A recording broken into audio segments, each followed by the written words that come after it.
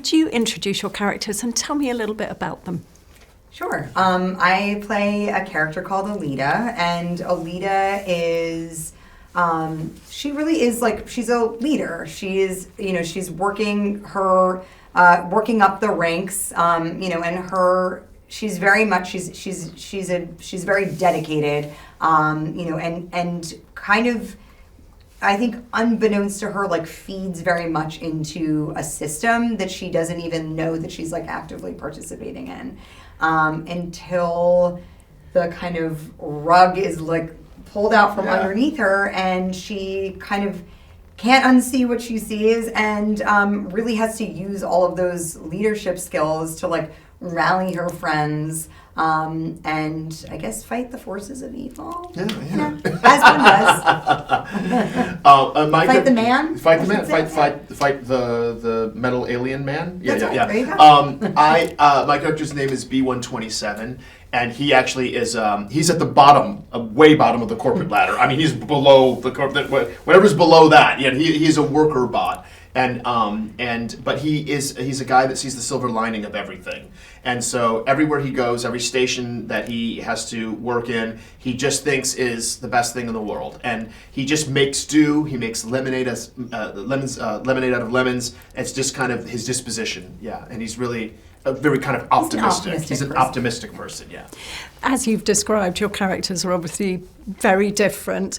What qualities do you think they bring to the core 4 friend group? Qualities, I would say Alita, she's a little bit of a control freak. Just a little bit. Yeah. She's very pragmatic.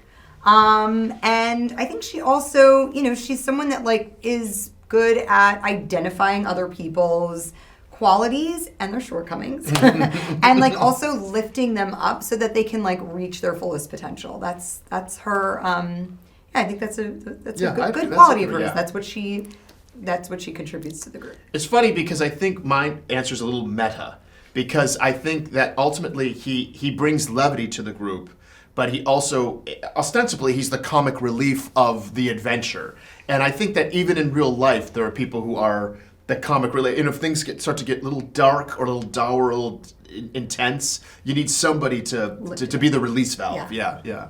How similar or different are you guys from your characters? Nobody has ever called me a control freak, so I don't know what you're referring to. I'm sure. Don't fact check that with my husband, please. Yeah. I mean, I think I am. I'm also a fairly pragmatic person. For better or worse, and I think similarly to Alita, I think can identify the strengths in my friends and my colleagues, nice. And try to lift them up, and encourage them to strive. And I think sometimes that works for me, and then sometimes it doesn't. Sometimes I think I see potential in someone that maybe doesn't.